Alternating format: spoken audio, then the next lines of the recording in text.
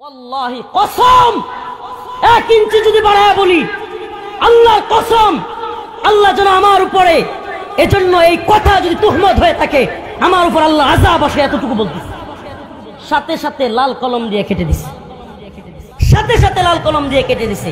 শুধু কেটেই দেয় নাই, আমি যখন জিজ্ঞেস করলাম কি, উনি তো সবচেয়ে গরম কথা বলে, পারলে হাসিনার একবার কাপড় খুলে ফেলে, তো উনার নাম কাটছেন কেন? হুজুর এটা বুঝবেন না, আমি সর্বপ্রথম আমার নাম বলছি। কার নাম? আমার নাম বলছি। আমি জজবাতি জিয়া দিবয়ান করি। হুজুর আপনারা তো আমরা ধরছি, আছেই, অন্যদের নাম বলেন। ওয়াল্লাহি একটু বাড়াইও বলতেছি না, একটু বাড়ায় বলার সুযোগ নেই।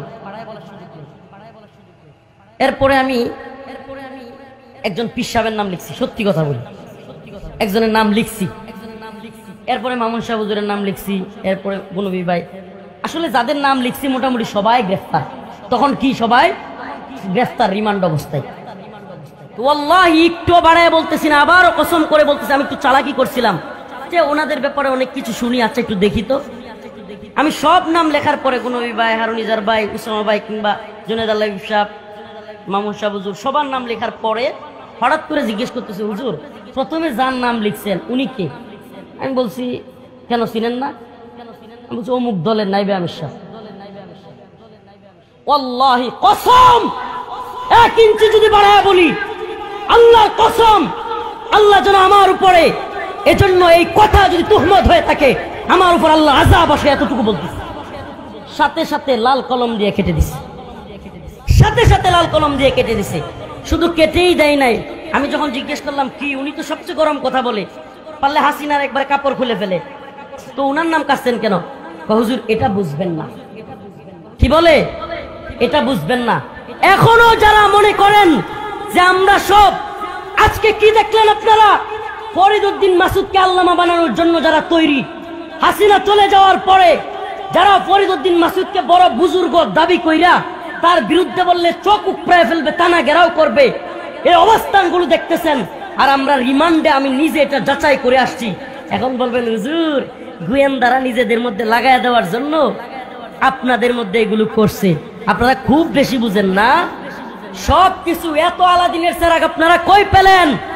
আমরা ইনায়া বিনায়া কথা বললেও গ্রেফতার হই, আমরা এদিক সেদিক করে অনেক আলেম কমেন্ট করলে গ্রেফতার হয়, আর হাসিনার কাপড় খুলে নিলেও কেউ গ্রেফতার হয় না। আপনারা আমাদেরকে বোকা বুঝান না, এত বোকা বুঝায়েন না।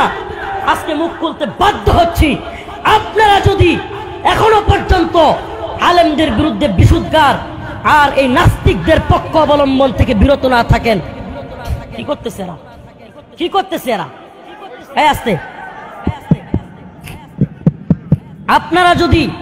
আপনারা যদি এখনো এই নাস্তিক প্রেমী থেকে বিরত না থাকেন, আর যদি বক্তব্যদেরকে বলবো আপনাদেরকে আমি ভালোবাসি, গালি দিলেও ভালোবাসি, আল্লাহ গালি দিলেও আপনাদেরকে ভালোবাসি, কিন্তু আপনারা বুঝার চেষ্টা করেন এই জালেমদের সহযোগী কারা ছিল, বুঝবার চেষ্টা করেন। বারবার তাদের সহযোগী হয়েও কারাগারে যেতে হয়নি কাদের। আজকে সেই জালেমদেরকেও শায়েস্তা করার সময় এসেছে। হয় পরিবর্তন হবেন, নিফাকি দূর করবেন, শাহবাগী ফরিদ উদ্দিন মাসউদের থেকে সমর্থন উঠিয়ে নেবেন, না হলে আমাদের জবান বন্ধ হবে না ইনশাআল্লাহ। আজকে আমার রিমান্ডের ছবি ভাইরাল হয়, ফরিদ উদ্দিন মাসউদের বিরুদ্ধে কথা বললে গোয়েন্দা সংস্থার কাছ থেকে এই ছবি আপনারা কিভাবে পেলেন? জবাব দিতে হবে জাতির সামনে, জাতির সামনে জবাব দিতে হবে। এতদিন হলো রিমান্ডে নিল আমাকে, প্যান্ট গেঞ্জি পরা এই ছবি আমি কান্না করে ইলিয়াস ভাইয়ের সাংবাদিক তার লাইভে এসে বললাম।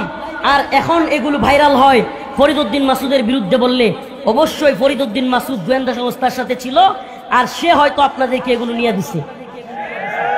এটা একটা হইতে পারে, নাহলে আপনাদের ইলিয়াজও আছে। জাতির সামনে এটাকে ক্লিয়ার করবেন, আর না হয় আমরা যেটা দেখে আসছি রিমান্ডে, আপনাদের নাম লাল কালি দিয়ে কেটে দেওয়া। আপনারা বলবেন হুজুর অন্ধভক্তি, ভাই এটা ধ্বংস হয়ে যাবেন আপনারা। অন্ধভক্তি, এত অন্ধভক্ত হয়েন না।